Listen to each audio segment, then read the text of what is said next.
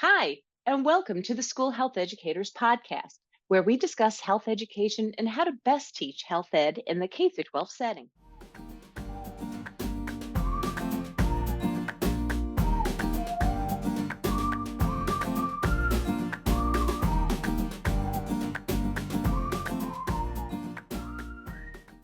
Hi, and welcome to the School Health Educators Podcast. I'm your host, Lori Reichel.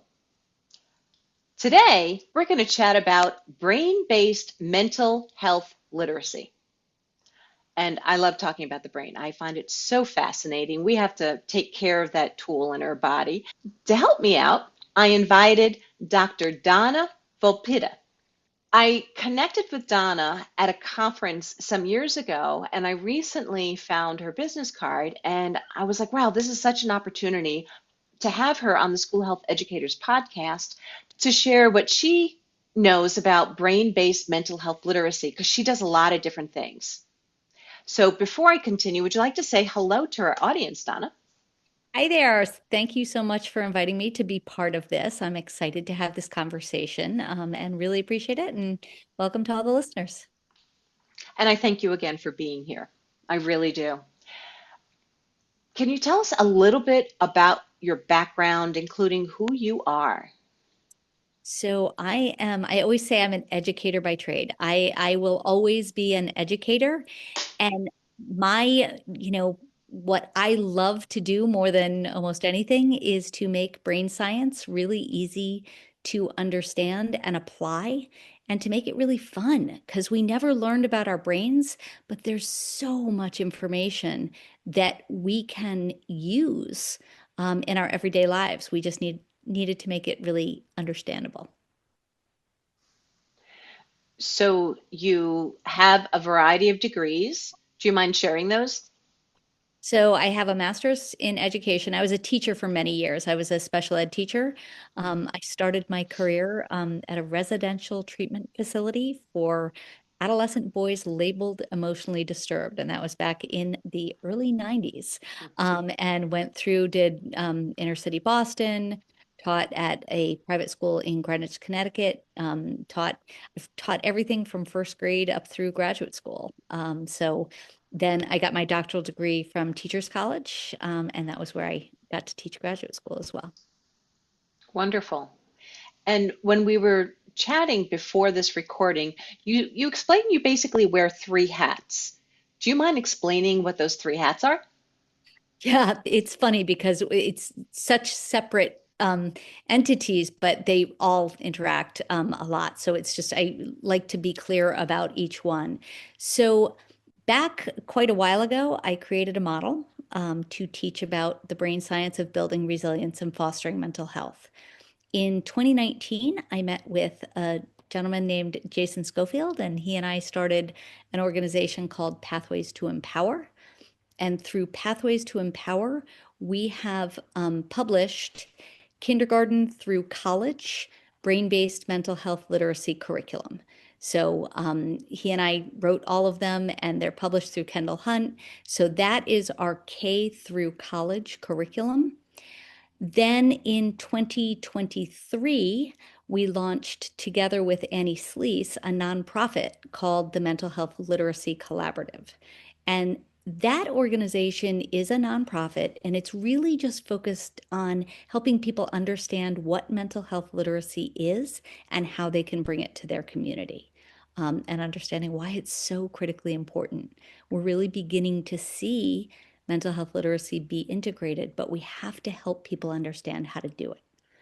And then recently, actually this past 3 months ago, we launched something called Danny Dragonfly, which is part of Pathways to Empower, but it's kind of our preschool branch here. And this is a project I've wanted to do for 15 years. I've always pictured the model that I developed has characters, and I've always pictured them as musical animated puppet shows. And so we now have a YouTube channel and a website that goes along with it that teaches preschool students and their caregivers about building resilience and fostering brain health.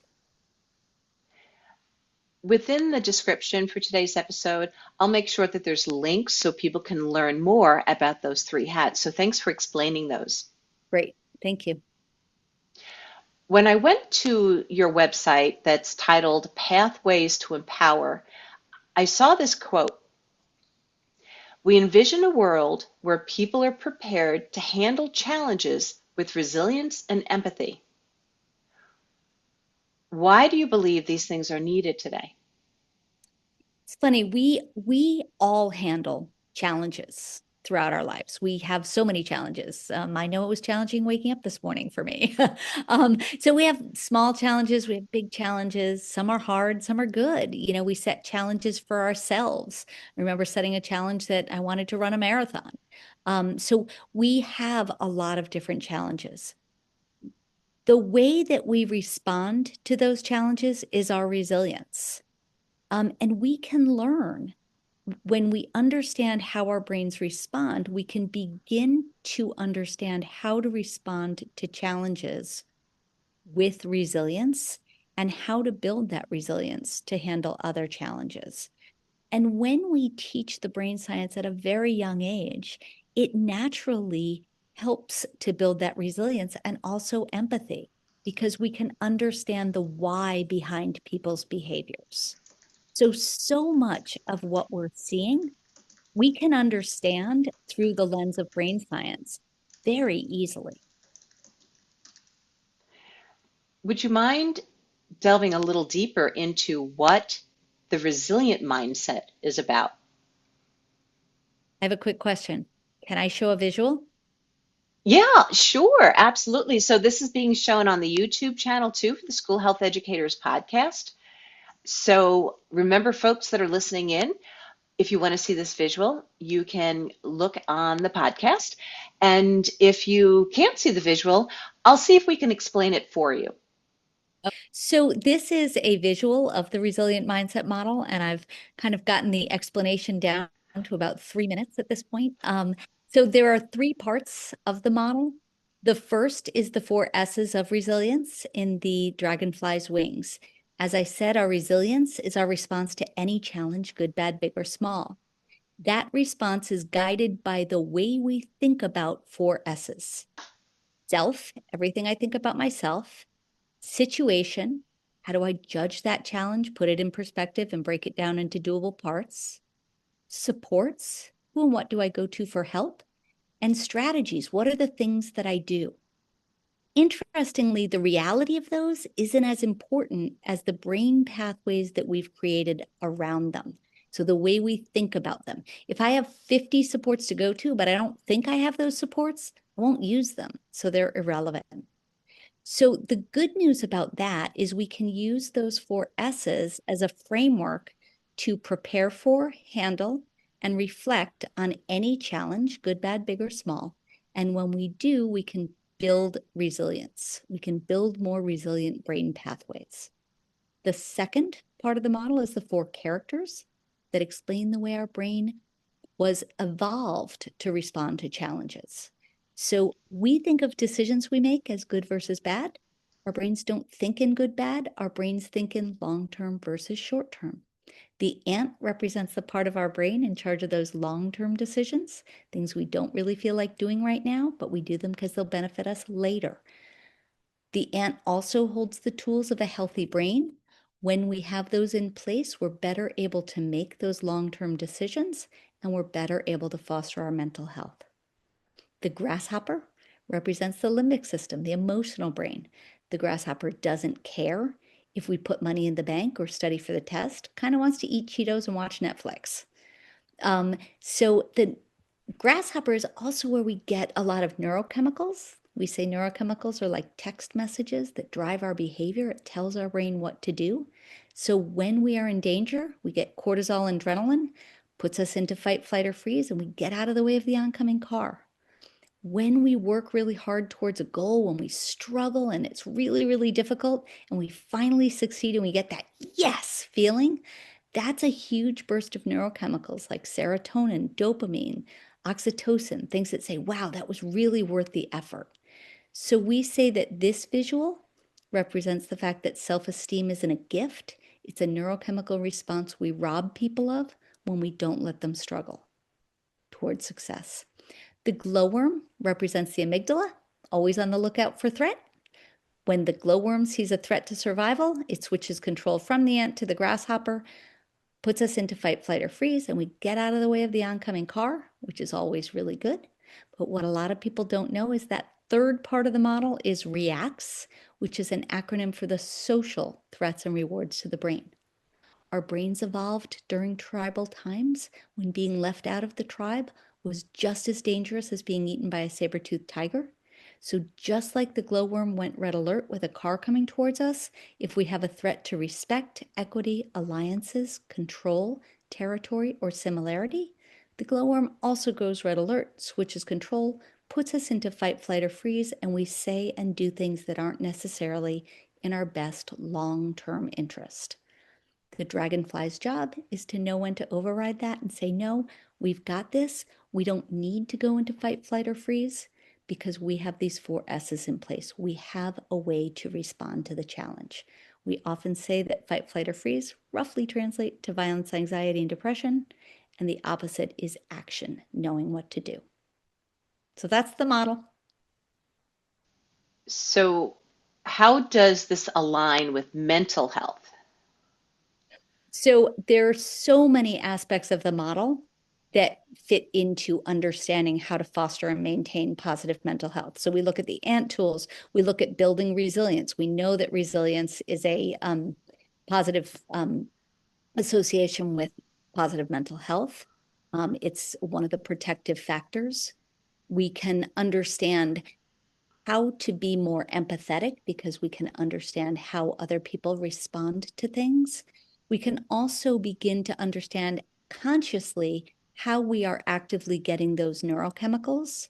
So when we look at things like serotonin that we get through that working hard towards a goal and that sense of purpose, if we are not getting that, that can affect our neurochemical balance. So many of the mental health medications that we're using are actually neurochemicals that we are not necessarily getting through our interactions. So, would you agree that part of this resiliency and how this links with mental health is that we have to embrace the fact that nobody has it easy? We're all going to have struggles, and those struggles are what's going to help you succeed in a lot of different ways. I mean, certainly certain struggles should not exist. I wish a lot of things didn't exist. Yet you even said earlier when you were talking about the grasshopper, you made a statement of when we don't let students struggle. And I had to type that on my notes right away because I thought that was interesting. You said something out loud where there are some people that are like, we have to make things easier for kids. We have to, because life is so hard, life is so difficult, although it's a different time. And a little side note, when people are like, it's harder today, I think it's different today because I don't know if I wanted to be a cave person, my with animals constantly, fight, flight, freeze, that kind of thing, and not having heat, especially in this cold winter and stuff like that. So there'll always be struggles. Yet, do you mind going back to that when we don't let students struggle and why that's important? It's so funny because whenever I do parent presentations or educator presentations, there is almost an audible gasp every time I say self-esteem is not a gift we can give. It's a neurochemical response we rob people of when we don't let them struggle towards success. Because so often, I mean, we look at the helicopter parents, we look at it was funny when my son, I have 4 young adults. And when my son was young, somebody said something about, he had heard the helicopter and then somebody said snowplow parents. And he was like, well, what's that? And they said, it's when parents try and take away all of the obstacles in front of their kids so that they don't have to struggle. And he looked over at them and he goes, So, what would you call a parent that tries to put challenges in front of you so that you have to figure them out? And he looked over at me and I was like, I don't know, mom. He started laughing. It's like, yeah. Um, because we have this, we so much of what we have done in the modern age is take away natural consequences and challenges that kids should have to navigate.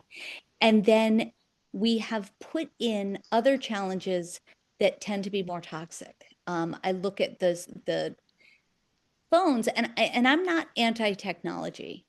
I think we need to learn to use technology effectively. One of the things I always say is that when we introduced the automobile, we had a lot more automobile accidents, right? The automobile is a tool, and there are accidents. There's a lot of negatives with having a car, but it's really nice to be able to drive and to be able to go places. So there are things about technology that are really useful, but we need to teach people and we need to understand what they are doing to our brains. There's one of my favorite quotations is the real problem with humanity is that we have Paleolithic brains, medieval institutions, and godlike technology, and it's come to a point of crisis. So we have to understand our technology use in the way it works with our brains. And the people who do understand that are the media, social media companies that are hiring neuroscientists to teach them how to hijack our brains. Mm. They get it. Believe me, Netflix is very, very, and I don't want to pick on Netflix. There are a lot of, TikTok and, so many of these companies are very, very intentional about triggering our grasshoppers to keep our attention. It's the best way to keep our attention is to get us angry. I actually read something that the people that created some of this technology did not allow their own children to use it until a certain age because of that brain development. And I think it was like in the like around 13, 14 years of age. Yeah, and actually, interestingly, 13, 14 is actually a really tough stage of development to be using it either. Um, Adolescence now goes up to about 28. So it's a long time period and it can be a really great time period, but it can be difficult as well. But yeah, they did not allow their children to use it. Absolutely not. They Yeah. understood the danger. So how can we foster positive mental health literacy with children and youth? I think that so much is understanding how to be intentional. And I believe that, and I've been saying this for 15 years, I believe the key is understanding the brain science, that understanding some simple things, the tools of a healthy brain. How are we intentionally fostering those? Um, how are we integrating those into our lesson plans and into the way that we work with our children? Understanding those neurochemicals, being able to have this language that is non-judgmental about how our brains work. I remember once I was mad at one of my children, and it was my son when he was 6, and I was mad at him. He was mad at me, and I went to talk to him, and he said, I, I was angry. I went to talk to him, and he said, "Mom, I can't talk to you right now. I'm in grasshopper mode." So it's non-judgmental. It's like, this is the way my Hmm. brain works. Okay, how can we do this? Right. The other thing that I would say is giving kids opportunity for the brain is wired to have risk, some types of risk. And if we are protecting them from some of these natural risks, they there's other stuff that they're missing. I mean, it's when you do something on a playground, like when little kids go across the monkey bars, they get past it and they're like, yes, that was great. It was scary, but that was awesome. And we've taken away so much of that from kids. Donna, what is one tool of the healthy brain? Do you have an example? So the tools, all of the tools that the ant, can you see the visual of the ant? The ant Mm-hmm. pulls tools, and I'll go through each of Oh. them very quickly because some of your listeners won't have the visual. So the ant holds a walkie-talkie that represents social connections because we need oxytocin. We're social creatures. The sleeping bag, the ant looks like he's ready to go out on a hike, go out camping. He's got a sleeping bag for rest and sleep. He has a banana that represents snacks and nutrition and the importance of nutrition to a healthy brain. Hiking boots for exercise. Maps for frameworks. So routines, the brain likes to conserve energy. So when we have routines that we do, that actually helps the brain to have that predictability. Binoculars represent focus, so focused activity. So we have like mindful meditation as a focused activity, but so is playing music, so is sports, so is reading. All of those activities are really important for the brain.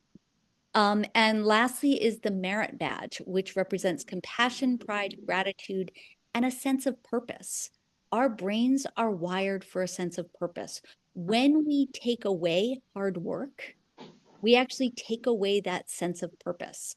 I always say that the two most important needs of the brain are a sense of security. So we need to feel safe, and a sense of autonomy, sense that we can go out and be independent. And when we undermine that, either of those for our children, it is damaging to their brains. So it's okay that I challenge my students. That's what you're saying, Donna. Absolutely. It's critical.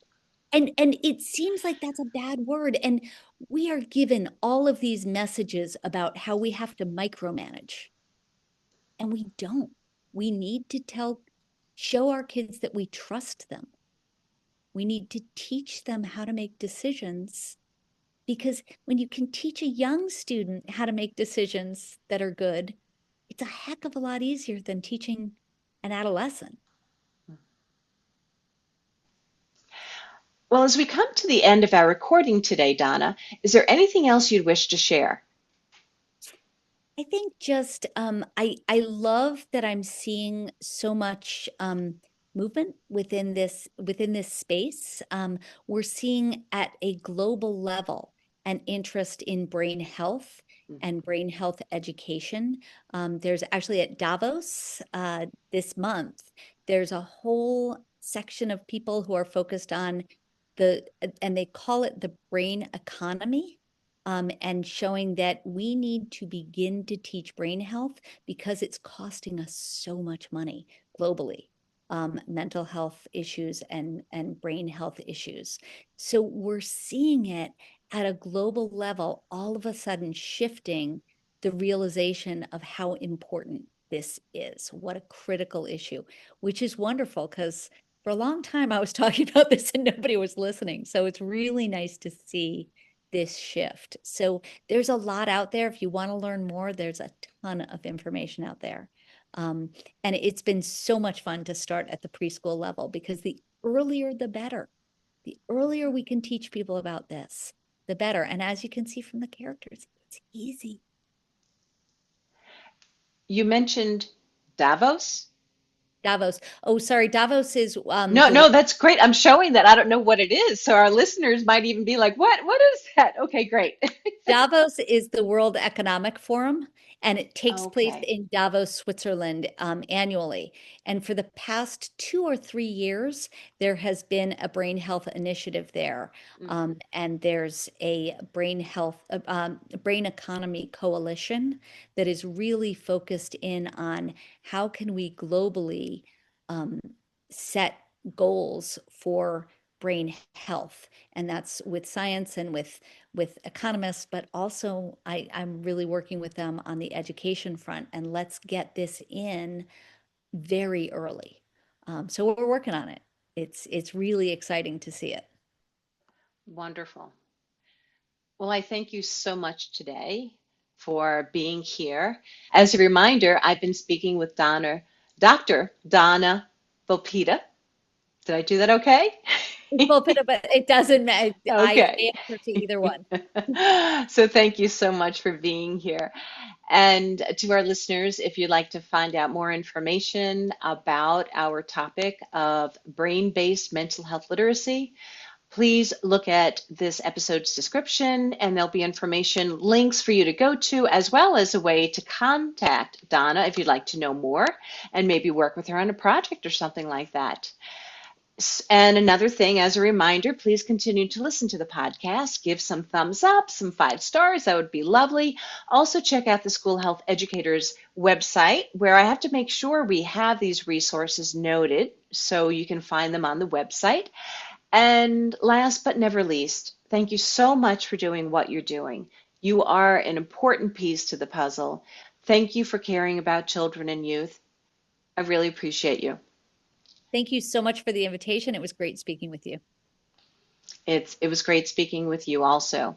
So, folks, have a great rest of your day, and thank you again, Donna. Thank you. Bye-bye.